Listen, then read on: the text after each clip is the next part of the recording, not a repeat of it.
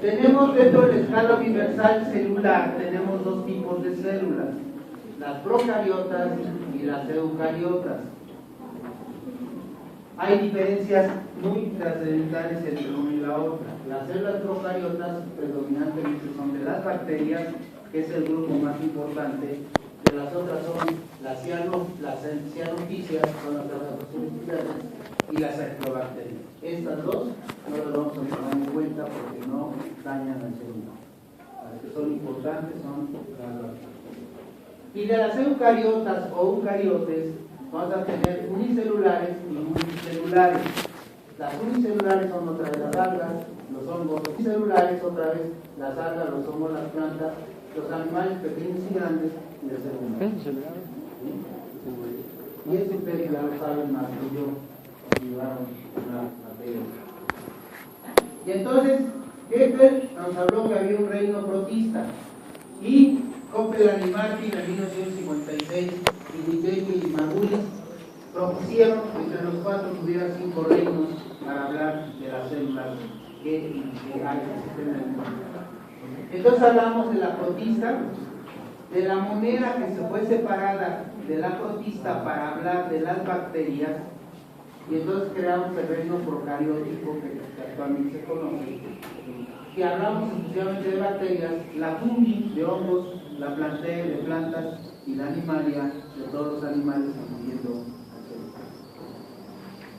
y entonces, dentro de la escala universal, pues dijeron, ¿cuál es la diferencia entre una célula procariota y una célula eucariota?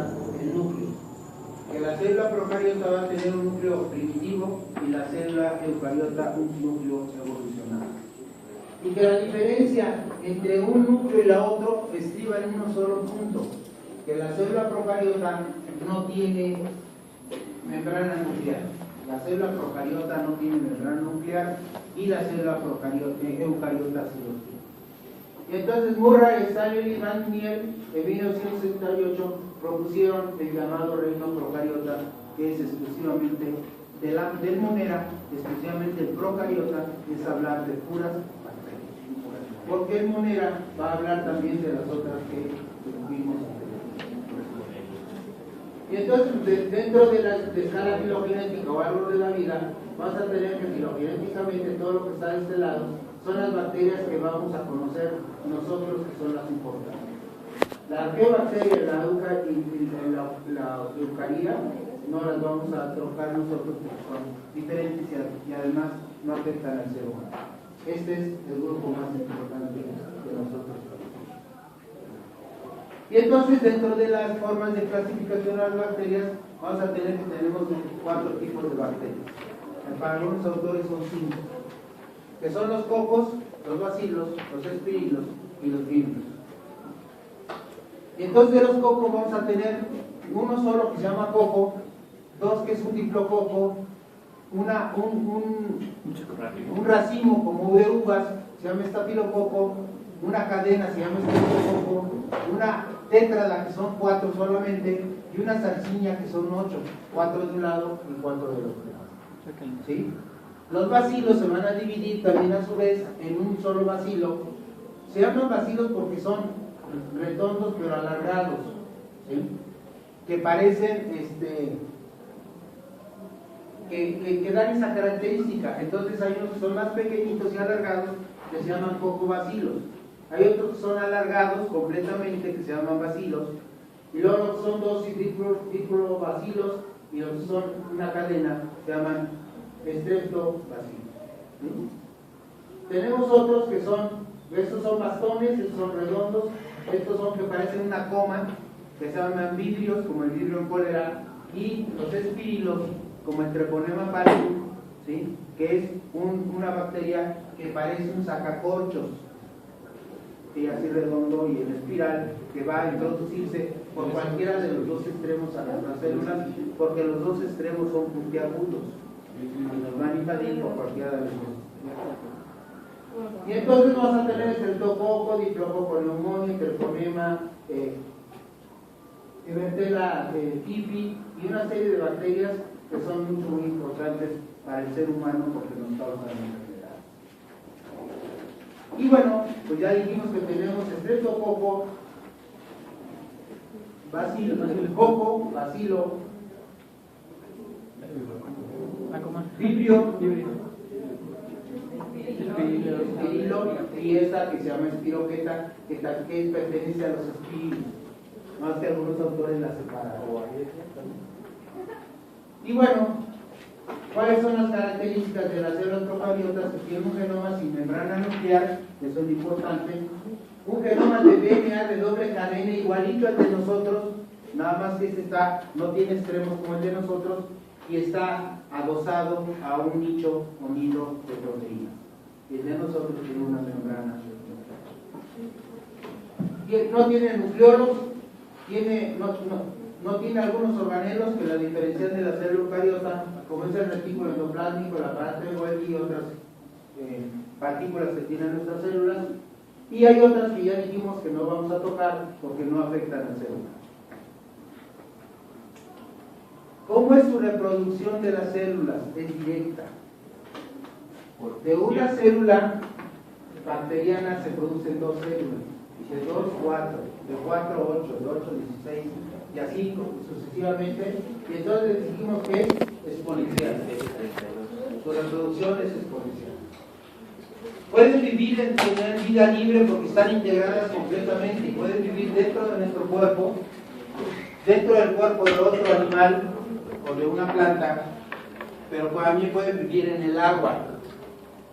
Mientras tengan las características nutricias que podemos tener, van a vivir perfectamente bien en el ambiente. Y estas bacterias se comportan como parásitos como entran a nuestro cuerpo. Hay bacterias chiquititas de 1 a 6 o hasta 40 a 50 micras, dependiendo del tipo de bacteria, es el tamaño. Y aquí vemos otra vez en fotografías a nuestras diferentes bacterias. Y entonces, ¿cómo se agrupan? Ya dijimos que se agrupan en cocos, y ya dijimos cuántos tipos tienen de cocos en su inicio. Que se agrupa, aquí tenemos un coco, ¿sí? Dice yo un coco y nos está asustando.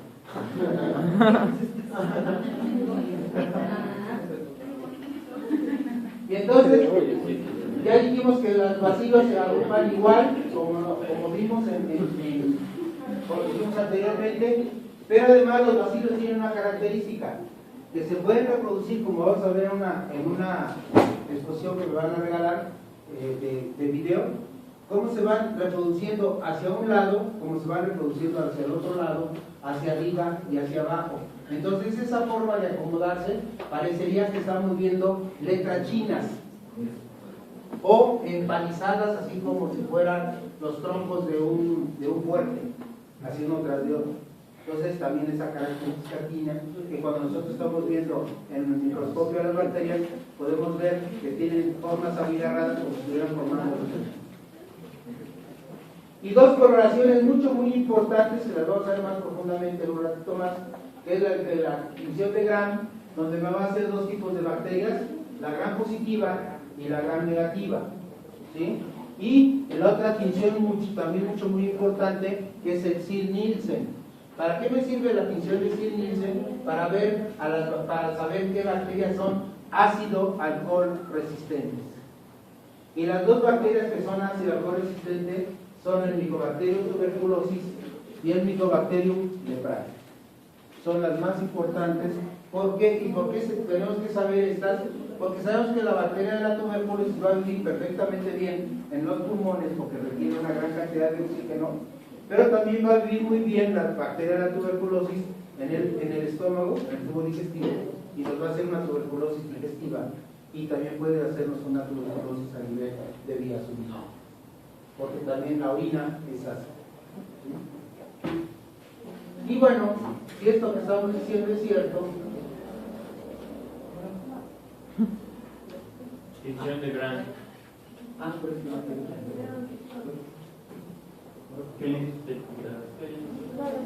Ya cambió. Y bueno, entonces vamos a ver a nuestras bacterias. Y vamos a ver que vamos a disecarlas anatómicamente, de afuera hacia adentro. ¿Qué es lo que contienen nuestras bacterias de afuera hacia adentro? De afuera hacia adentro tienen primero una cápsula, luego tiene una pared, una membrana citoplásmica, mesosomas, inclusiones que poseen vacuolas, que también, flagelos, fibras y filis, y no conforme con eso también tienen citoplasma con sus ribosomas y mesosomas, esporas, núcleos, plásmidos y RNA. ¿Sí? Todo eso tiene una bacteria de afuera hacia adentro. Y entonces vamos a tener aquí una bacteria donde tenemos sus filis o fibras, que estas terminaciones están aquí, su flagelo, que es este que está aquí, su cápsula, que a veces es mucho más grande que la propia bacteria, su pared celular, su membrana celular y todo su contenido de DNA, RNA y todo lo que tiene esta bacteria. Entonces vamos a empezar a hablar de la cápsula. La cápsula es la parte más externa de la bacteria y la cápsula está compuesta de desechos propios de la bacteria.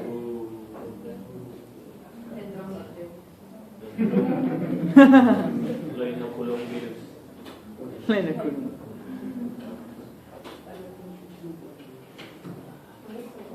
Entonces, son sustancias de acúmulo que tienen en su interior y que van desechando. Aunque voy a hacer una comparación burda, pero sería lo mismo que si nosotros agarráramos nuestra materia fecal, nuestra orina, nuestro moco, nuestra cerilla, nuestro sudor, y todo lo agarráramos y nos empezáramos a cubrir con él, sería lo mismo que lo que hace la bacteria. Y si está cubriendo con esas sustancias excretadas, ¿para qué le sirven? Para evitar ser destruida. Son como sustancias tóxicas para que el organismo del ser humano no la logre destruir. Y hay cápsulas que son extremadamente grandes, como la del neumococo. El neumococo tiene una macrocápsula, que es tan grande la macrocápsula, es mucho más grande que la propia bacteria, que cuando llega el macrófago a pegarse a esta bacteria y tratar de englobarlo, es tan grande la cápsula que no permite cubrirla. Entonces no la puede englobar el macrófago a la célula, a la bacteria, y no la puede resolver. ¿Sí? Entonces es muy importante que esto sepamos, porque la bacteria va a tener factores de resistencia muy importantes.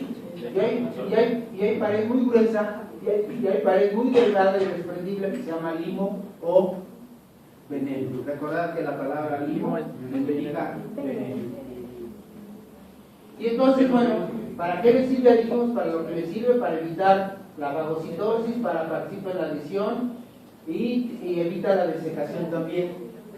Algo muy importante es que la bacteria, cuando llega al cuerpo del ser humano, llega a un ambiente enriquecido de todo lo que necesita para poderse reproducir. Es el mejor cultivo de bacterias que existen en el mundo, el cuerpo del ser humano. ¿Por qué? Porque tenemos el pH adecuado, tenemos el metabolismo adecuado, tenemos los alimentos que la bacteria necesita, el espacio que necesita, la temperatura que necesita, todo va a vivir perfectamente bien dentro de nuestro cuerpo. Pero tiene un factor de riesgo la bacteria, que son la inmunidad. Tanto lo moral como celular, a la bacteria no le conviene. Entonces, por eso forma la cápsula, para evitar que sea destruida. Y entonces tenemos tres tipos de cápsula. La macrocápsula, que es de gran tamaño, que ya dijimos. La microcápsula, que es de la pared delgada, que dijimos que llamaba limo también. Y el glicocálix, que es una red, como si agarrara yo una red de pescar y me cubriera con ella.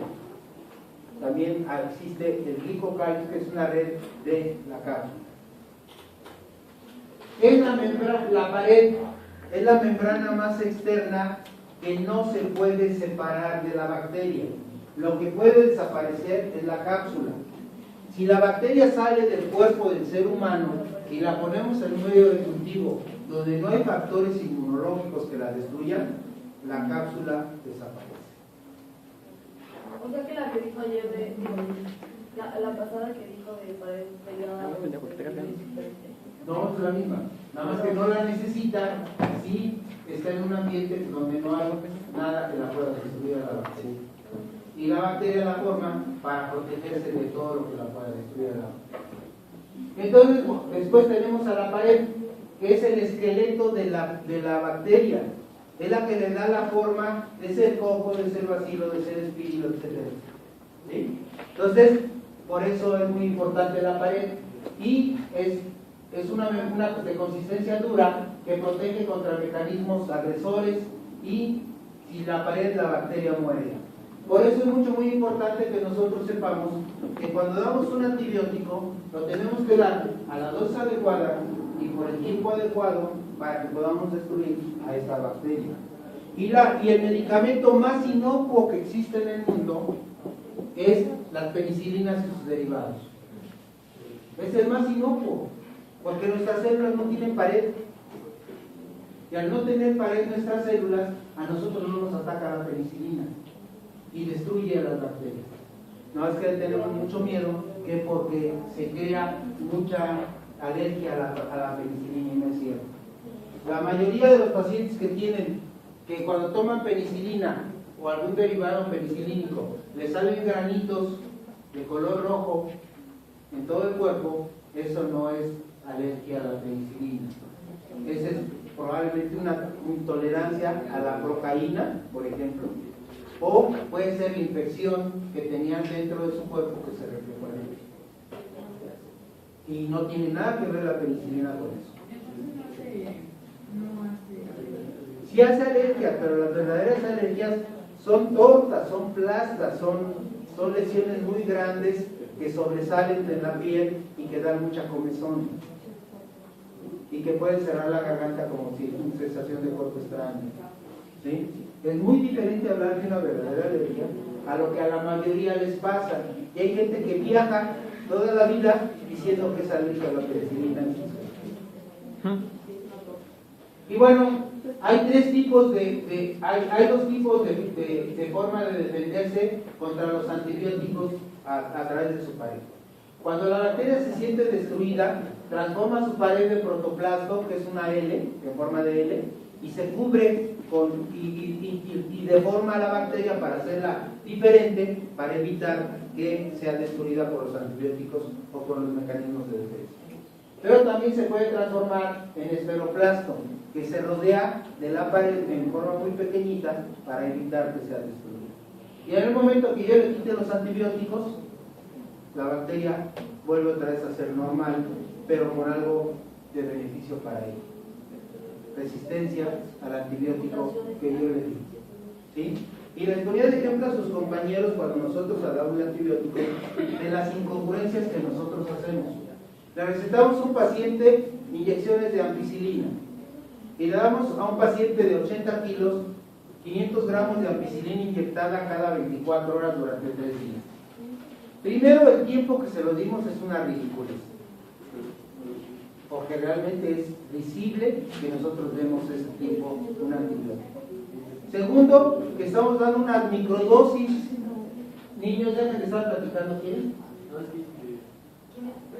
Entonces, si yo le voy a dar a un paciente que pesa 80 kilos, para darles 500 miligramos es ridículo, porque 500 miligramos es para una persona que pesa de 20 a 30 kilos, no 80. Y entonces lo que hacemos es crear resistencia bacteriana, porque somos unos ignorantes en relación al manejo de nuestra farmacología. Y entonces, si yo le voy a poner inyecciones, peor tantito le estoy poniendo inyecciones, y la vida media de ese antibiótico dura 8 horas. A las 8 horas que están los niveles primero sube los niveles a niveles subnormales o subadecuados. Y segundo, a las 8 horas el antibiótico empieza a decrecer en la sangre y a las 12 horas ya no hay antibiótico. A las 24 horas le ponemos otra inyección y las bacterias se ríen de nosotros por ser tan nosotros. ¿Sí? Y entonces, bueno, ya dice que medio se mejoró, pasaron una semana, 15 días y el paciente se volvió a enfermar. Y otra vez llegamos y le damos otra vez ampicilina. Y entonces no le hace absolutamente nada la ampicilina a la bacteria, y la bacteria cuando recibe la ampicilina se tira al piso y dice, ay, qué idiota es eso, no sabe manejar antibióticos. se ríen de las estupideces tan grandes que nosotros hacemos. Por eso siempre les he dicho que cuando hablemos de antibióticos es la clase del regaño, porque es increíble que seamos tan ignorantes para manejar. Y bueno, sigamos. Entonces, gracias a la pared celular vamos a tener, que es la que se tiñe, vamos a tener a los gram positivos y a los gram negativos, al Zinc-Nielsen positivo y al Zinc-Nielsen negativo, ¿sí? Entonces, ¿por qué? Porque el gram positivo, su pared está compuesta de mureira, glicopéptido y ácido teicoico, y el gram negativo está compuesta de lipoproteínas y de lipopolisacáridos. Y eso hace que se tiñen en forma diferente nuestras bacterias. Y entonces, bueno, vamos a seguir con la descripción anatómica de las bacterias. ¿Qué es la membrana citoplásmica que tiene 5 nanómetros de ancho? Es idéntica a la membrana citoplásmica de nosotros. Es una membrana que es delgada, que es maleable, se puede formar deformarse, ¿sí? Lo que pasa es que nuestra membrana no se deforma porque está fija en un ambiente de tejidos que la dejan siempre en la posición que tiene. Y por eso tenemos una gran cantidad de células diferentes, ¿sí? Y aquí exactamente lo mismo. Le sirve para el metabolismo y para y osmóticamente para su alimentación. Doctor, ¿de Pues pone ahí que... Y entonces, si esto es muy cierto, entonces sirve para que por gradiente de concentración la célula se alimente y por gradiente de concentración la célula elimine lo que les está faltando. ¿Sí? Así de simple, igual que nosotros. Y entonces, esta membrana citoplásmica pues va a tener componentes muy importantes y sistemas enzimáticos generales para poder permitir la salida y la entrada de sustancias que le permiten a ella tener ese beneficio osmótico. ¿Qué son los mesosomas? Son repliegues de la membrana celular, que también la membrana celular tiene, y que le sirven para funciones de reproducción, para que la bacteria se reproduzca. Y ahí los laterales están a lo largo de la bacteria, que es secreción de proteínas, y los septales, que es formación de un tabique para la división celular. Pero ambos sirven para avisar que la célula se tiene que reproducir. Y entonces esto aquí están nuestros mesosomas, ¿sí? Y vamos a ver en este otro dibujo para qué nos sirve. El mesosoma es esta raya que tenemos aquí, de color morado, que cuando la bacteria se necesita reproducir, va a crecer, se va a alargar y va a tocar al DNA de la bacteria. Al tocar al DNA de la bacteria, dijimos que el DNA de la bacteria tiene dos cadenas, igual que nosotros, unida por puentes disulfuro. Entonces, al tocar el mesosoma al DNA, le avisa que tiene que destruir o romper los puentes disulfúricos y separar las dos cadenas, ¿sí? Entonces, separa las cadenas madres y las va trasladando, como aquí lo vemos. Aquí los va separando y aquí los va trasladando uno a cada lado.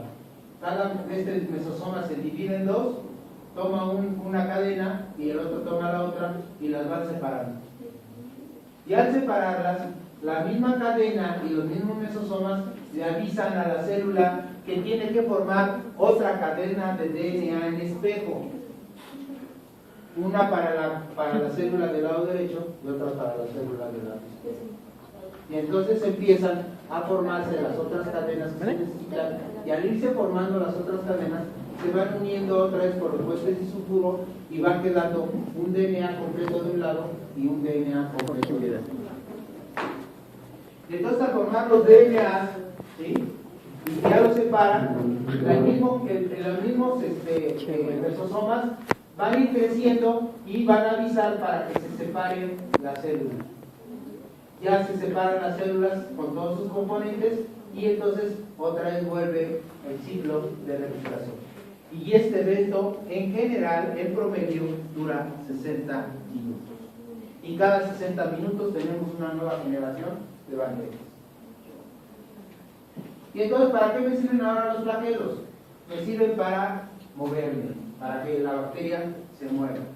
Nosotros para movernos tenemos dos flagelos que se llaman membrospermicos. ¿Sí? La bacteria también tiene su propio flagelo para moverse, pero hay bacterias que no tienen flagelos. ¿Cómo se mueven? ¿Por la Ni sangre? por cilios, ni por ameboides, ni nada. ¿Por la sangre? Nosotros dentro de nuestro cuerpo tenemos ríos. No es por la sangre. Se utilizan la corriente de nuestros ríos para moverse. Y tenemos ríos muy grandes, como son las grandes arterias y las grandes venas.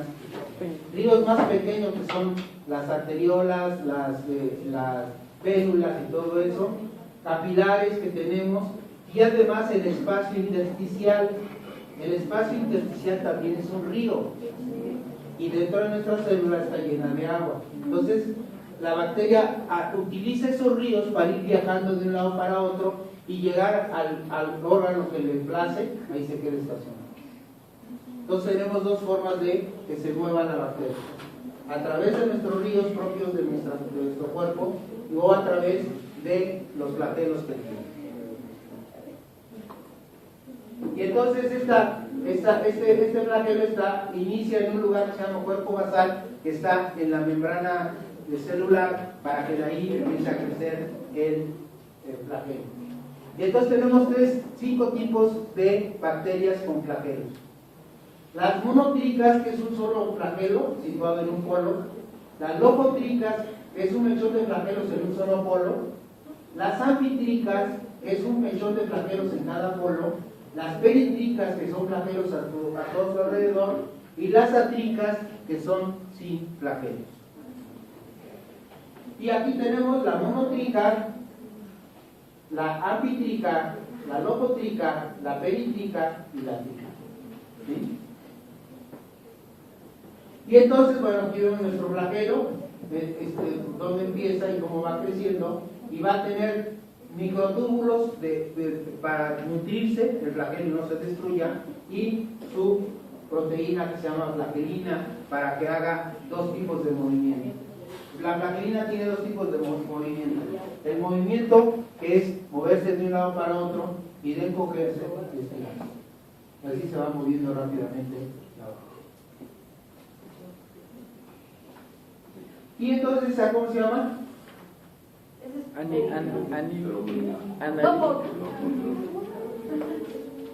¿Anilítica?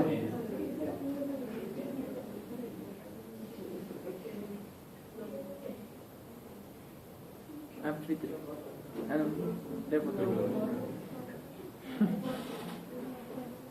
Y esa peritrica. Esta es la característica de la bacteria llamada Salmonella.